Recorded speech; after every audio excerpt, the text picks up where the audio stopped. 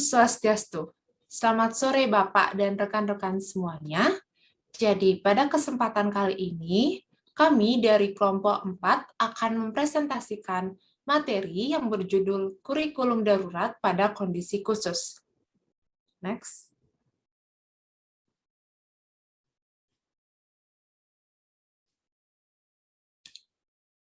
Sebelum itu, izinkan saya sebagai moderator pada sore hari ini untuk memperkenalkan anggota saya terlebih dahulu.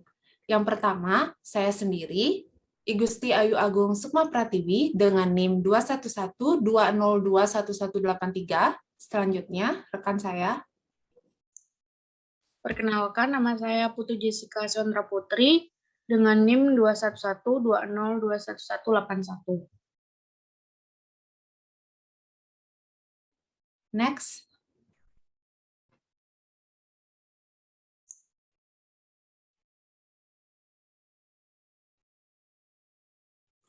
Baik, dari yang pertama akan dibawakan oleh saya sendiri. Jadi, materi yang pertama yaitu pengertian kurikulum darurat. Next. Kurikulum darurat merupakan salah satu kebijakan baru Kementerian Pendidikan dan Kebudayaan. Kebijakan ini dikeluarkan untuk meringankan kesulitan belajar selama pandemi, khususnya bagi sekolah yang tetap melaksanakan kegiatan pembelajaran jarak jauh. Kurikulum darurat yang difungsikan sebagai penyederhanaan kompetensi dasar. Melalui kurikulum darurat, Nadiem menekankan pemerintah mengatur penurunan jumlah materi ajar secara drastis. Tujuannya supaya pelajar dengan pengajar bisa fokus mendalami topik-topik yang paling esensial. Penerapan kurikulum darurat ini akan berlaku hingga akhir tahun ajaran 2020-2021. Artinya, tetap berlaku bahkan setelah kondisi khusus telah berakhir. Meski kurikulum darurat dibuat, satuan pendidikan tidak diwajibkan mengikuti kurikulum ini. Next.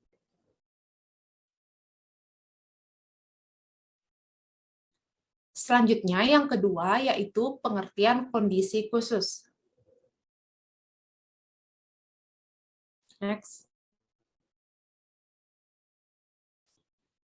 Jadi, kondisi khusus adalah suatu keadaan bencana yang ditetapkan oleh pemerintah pusat atau pemerintah daerah. Tujuan diadakannya kurikulum darurat pada kondisi khusus ini adalah untuk memberikan fleksibilitas bagi satuan pendidikan untuk menentukan kurikulum yang sesuai dengan kebutuhan dari peserta didik. Contohnya seperti saat pandemi COVID-19 ini. Kementerian Pendidikan dan Kebudayaan baru-baru ini mengumumkan penyesuaian kebijakan pembelajaran untuk memudahkan siswa dan guru belajar dan mengajar dalam situasi pandemi COVID-19. Next. Selanjutnya, yang ketiga yaitu bagaimana kurikulum darurat ditetapkan. Next. Kemendikbud melihat semua kompetensi dasar dan kemudian memilih yang esensial. Artinya yang akan menjadi landasan untuk tahap selanjutnya. Dengan harapan satuan pendidikan dapat fokus pada mata pelajaran tertentu saja. Nadiem mencontohkan, misalnya di SD kelas 1, mata pelajaran yang diajarkan hanya bahasa Indonesia, matematika, dan pendidikan jasmani. Dengan penurunan kompetensi dasar bahasa Indonesia sebesar 45%, matematika sebesar 22%, dan pendidikan jasmani sebesar 38%.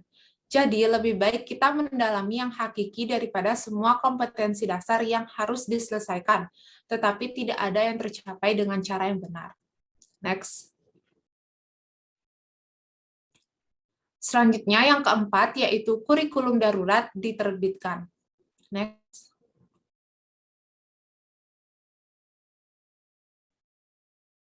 Menteri Pendidikan dan Kebudayaan, Nadiem Anwar Makarim, ingin meringankan beban guru, orang tua, dan siswa dalam proses belajar mengajar di masa pandemi. Oleh karena itu, ia menerbitkan kurikulum darurat yang diharapkan dapat mempermudah proses pembelajaran di masa pandemi pada 7 Agustus 2020 kemarin. Kurikulum darurat dalam proses belajar dari rumah ini lebih pada pengembangan karakter, akhlak mulia, budi, dan kemandirian siswa. Next.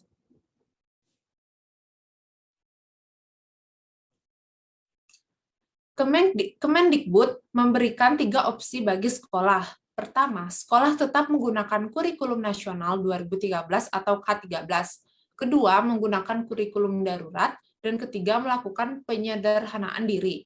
Salah satunya adalah guru terbebani untuk menyelesaikan kurikulum nasional 2013 ketika kegiatan belajar mengajar diadakan di luar kebiasaan.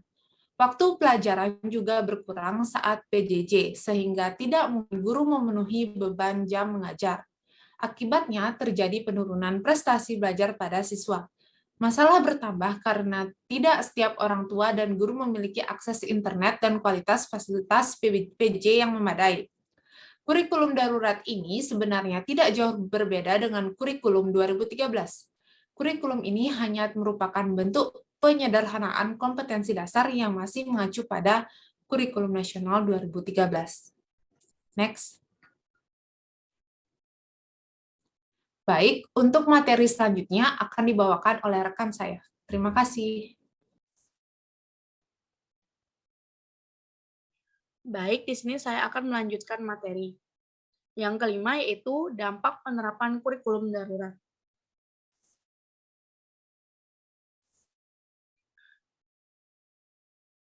Dampak dengan adanya kurikulum darurat ini adalah tersedianya kurikulum yang sederhana yang dapat mengurangi beban mengajar sehingga guru dapat berfokus pada pembelajaran yang esensial dan kontekstual. Para siswa diharapkan tidak terbebani tuntutan kurikulum sekolah yang harus terpenuhi. Selain itu, adanya kurikulum darurat ini diharapkan bisa mempermudah pendampingan pembelajaran yang dilakukan oleh orang tua. Diharapkan pula kurikulum pendidikan ini dapat meningkatkan kesejahteraan psikososial guru, siswa, dan orang tua. Yang keenam yaitu perbedaan kurikulum 2013 dan kurikulum darurat. Perbedaan yang paling menonjol adalah pada jumlah kompetensi dasar dengan persentase pengurangan berkisar antara 3–75%. Meski jumlah kompetensi dasar berkurang, namun jabaran pada kurikulum darurat memastikan kompetensi yang harus tercapai tetap bisa terpenuhi. Karena kompetensi dasar yang dipilih adalah kompetensi dasar yang bersifat prasyarat dan penting. Sedangkan ujian sekolah dan penentuan kenaikan kelas merupakan kewenangan sekolah. Jika sekolah memilih untuk melaksanakan pembelajaran yang merujuk pada kurikulum darurat, maka ujian sekolah dilakukan dengan merujuk pada kompetensi dasar kurikulum darurat. Begitupun dengan penentuan kelulusan atau kenaikan kelas juga ditentukan oleh sekolah masing-masing. Adapun beberapa perbedaan aspek lainnya yaitu sebagai berikut. Yang pertama yaitu kerangka dasar. Kurikulum 2013 dan kurikulum darurat memiliki persamaan kerangka dasar, di mana rancangan landasan utama kurikulum 2013 adalah tujuan sistem pendidikan nasional dan standar nasional pendidikan.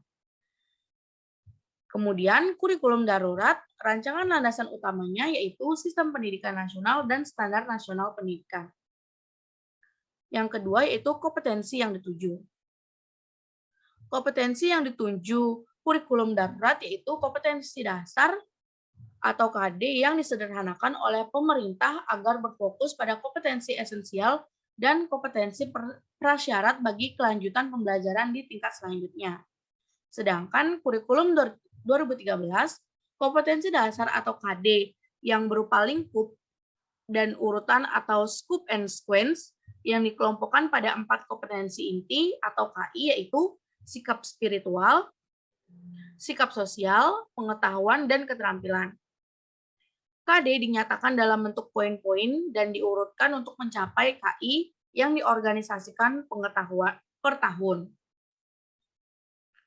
KD pada KI 1 dan KI 1-2 hanya terdapat pada mata pelajaran pendidikan agama dan budi pekerti dan pendidikan Pancasila dan kewarganegaraan. Yang ketiga yaitu standar kurikulum. Standar kurikulum yang dimiliki kurikulum 2013 dan kurikulum darurat tentunya berbeda. Kurikulum darurat yaitu standar pendidikannya menggunakan struktur kurikulum SD pada kurikulum 2013. Sedangkan untuk kurikulum 2013 jam pelajaran atau JP diatur per minggu. Satuan mengatur alokasi waktu pembelajaran secara rutin setiap minggu dalam setiap semester, sehingga pada setiap semester peserta didik akan mendapatkan nilai hasil belajar setiap mata pelajaran. Satuan pendidikan diarahkan menggunakan pendekatan pengorganisasian pembelajaran berbasis tematik integratif. Yang keempat yaitu pembelajaran. Sistem pembelajaran pada kurikulum 2013 berbeda dengan sistem pembelajaran pada kurikulum darurat.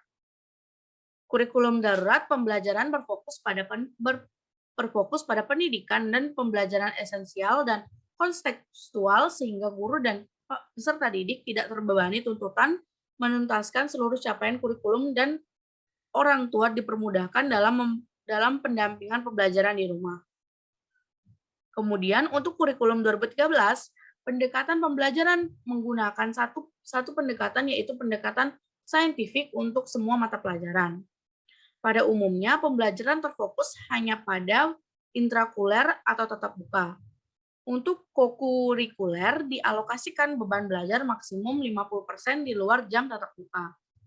Tetapi tidak diwajibkan dalam bentuk kegiatan yang direncanakan secara khusus, sehingga pada umumnya diserahkan kepada kreativitas guru pengampu. Yang terakhir yaitu penilaian. Cara penilaian pada kurikulum 2013 dan kurikulum darurat memiliki persamaan.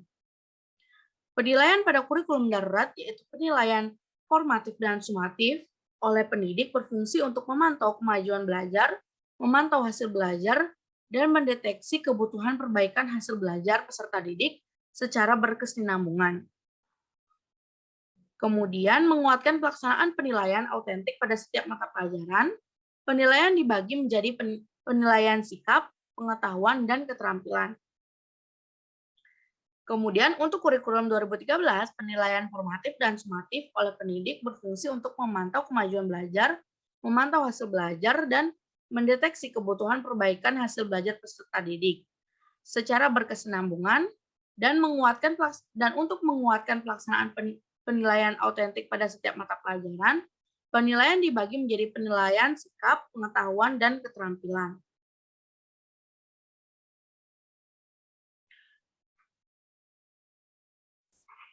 Selanjutnya yaitu regulasi kurikulum darurat pada masa pandemi. Kurikulum darurat memberi ruang untuk satuan pendidik untuk mendesain kurikulum dari mulai struktur kurikulum sampai ke tahap penilaian yaitu sebagai berikut. Yang pertama, struktur kurikulum di masa darurat mereduksi dari kurikulum 2013 atau K13 menyangkut jumlah jam mata pelajaran dan durasi waktu. Yang kedua, model dan metode pembelajaran dipilih oleh guru disesuaikan dengan kondisi darurat yang memungkinkan dapat mencapai tujuan pembelajaran. Kemudian guru secara kreatif mengembangkan metode dan model tersebut disesuaikan dengan karakteristik materi atau tema pembelajaran. Yang ketiga yaitu pengembangan materi pelajaran di masa darurat dapat dipilih oleh guru. Materi pelajaran mana yang akan menjadi prioritas dalam pembelajaran dan yang mana yang dapat dipelajari siswa secara mandiri. Materi pelajaran diperoleh dari buku-buku sumber siswa seperti buku paket, buku pedoman guru, dan literatur lain yang berkaitan dengan ruang lingkup pembelajaran dan dikembangkan dengan kehidupan atau fenomena sosial yang terjadi seperti COVID-19. Kemudian yang keempat, media dan sumber belajar dapat menggunakan sumber dan media apapun yang memang disesuaikan dengan kondisi darurat.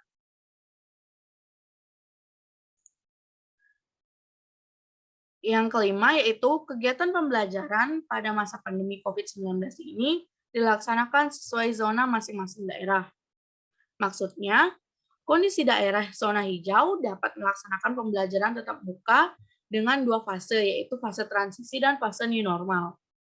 Selain itu juga harus memperhatikan protokol kesehatan dan memperoleh rekomendasi dari Dinas Kesehatan. Sedangkan kondisi daerah dengan zona merah, kuning, dan orange tidak dapat melakukan pembelajaran tatap muka. Maka dengan adanya regulasi tersebut, kegiatan pembelajaran daring dan luring Sebagai solusi, diharapkan seluruh stakeholder lembaga pendidikan dapat kreatif dan inovatif dalam pemilihan media pembelajaran yang menghemat biaya, tetapi pembelajaran dapat terlaksana secara efektif dan efisien.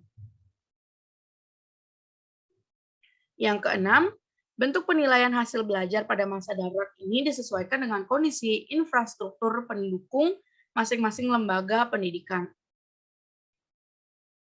Yang ketujuh yaitu guru dapat membuat pemetaan KD atau kompetensi dasar dan memilih materi esensi yang akan diajarkan kepada peserta didik pada masa darurat dengan memperhatikan tiga ranah. Tiga ranah pencapaian yaitu ranah kognitif, afektif, dan psikomotorik. Kemudian ada model pembelajaran yang dapat menunjang pelaksananya pembelajaran dalam penerapan kurikulum darurat. Dalam pelaksanaan pembelajaran pada masa pandemi COVID-19 ini, dengan menerapkan kurikulum darurat, ada berbagai model pembelajaran untuk menunjang terlaksananya pembelajaran. Yaitu yang pertama, e-learning. Metode e-learning artinya sistem pembelajaran elektronik, dan metode ini memanfaatkan teknologi informasi untuk membuat hingga mendistribusikan materi pembelajaran ke siswa. E-learning sebagai alternatif pembelajaran di masa pandemi COVID-19. Penggunaan e-learning pada masa pandemi menjadi alternatif terbaik karena e-learning memiliki fitur-fitur yang dapat menggantikan proses belajar mengajar di kelas. Kemudian e-learning dapat memberikan kemudahan akses bagi siswa untuk mencari materi pelajaran di berbagai sumber. Selain itu, guru memiliki kesempatan untuk eksplorasi pembelajaran sehingga menghasilkan produk pembelajaran yang berkualitas seperti keleluasaan guru dalam menyajikan materi pembelajaran dalam media pembelajaran lain seperti Google Classroom, psikologi, dan aplikasi web meeting untuk adanya timbal balik antara guru dan peserta didik meskipun adanya keterbatasan waktu. Metode pembelajaran yang kedua itu blended learning. Model pembelajaran blended learning merupakan pembelajaran campuran yang menggabungkan pembelajaran tatap muka dengan penggunaan platform media online seperti WhatsApp, Zoom, Google Meet, dan media pembelajaran lainnya. Model ini menjadi solusi dalam mengatasi masalah pembelajaran yang terkendala jarak dan waktu. Blended learning, model pembelajaran ini berbeda dengan model e-learning. Model pembelajaran blended learning ini termasuk ke dalam pembelajaran interaktif yang memadukan pembelajaran tatap muka dan pembelajaran daring. Yang ketiga yaitu metode pembelajaran home visit. Home visit merupakan kegiatan pendukung bimbingan dan konseling dilakukan oleh guru dengan mengunjungi siswa di rumahnya. Home visit dilakukan untuk mencari data terkait kondisi keluarga, fasilitas belajar, serta hubungan antara keluarga yang berkaitan dengan permasalahan belajar siswa. Kemudian yang terakhir yaitu kendala dan hambatan penerapan kurikulum darurat.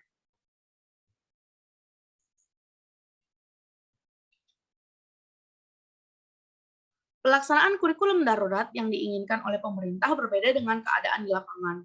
Pembelajaran secara daring di masa pandemi COVID-19 dengan menerapkan kurikulum darurat menjadi tantangan bagi guru yang terbiasa melakukan pembelajaran secara tatap muka. Kondisi ini memunculkan ketidaksiapan persiapan pembelajaran, perubahan metode pembelajaran konvensional yang dilakukan antara guru dan peserta didik menjadi pembelajaran dengan metode daring. Beberapa kendala dan hambatan dalam penerapan kurikulum darurat di antaranya yaitu yang pertama, situasi pembelajaran kurang kondusif dan kesulitan guru dalam mentransfer materi pelajaran kepada peserta didik. Kemudian, proses pelaksanaan pembelajaran tidak sesuai dengan kurikulum dan kendala pada aspek penilaian peserta didik. Yang ketiga yaitu dalam merancang perencanaan pembelajaran guru masih terkendala dalam menyusun RPP. Menyusun RPP saintifik yaitu dalam memilih metode atau model pembelajaran yang tepat untuk materi tertentu. Yang keempat, guru masih terkendala dalam melaksanakan pendekatan saintifik. Yang kelima, belum siapnya sumber daya yang ada, baik guru dan siswa. Yang keenam, sulitnya akses internet karena letak geografis berupa pegunungan. Dan yang terakhir yaitu sulitnya pengendalian proses belajar secara daring.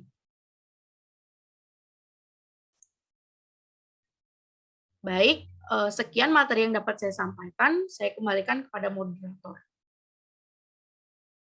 Baik, sekian materi yang dapat kami paparkan pada presentasi kali ini.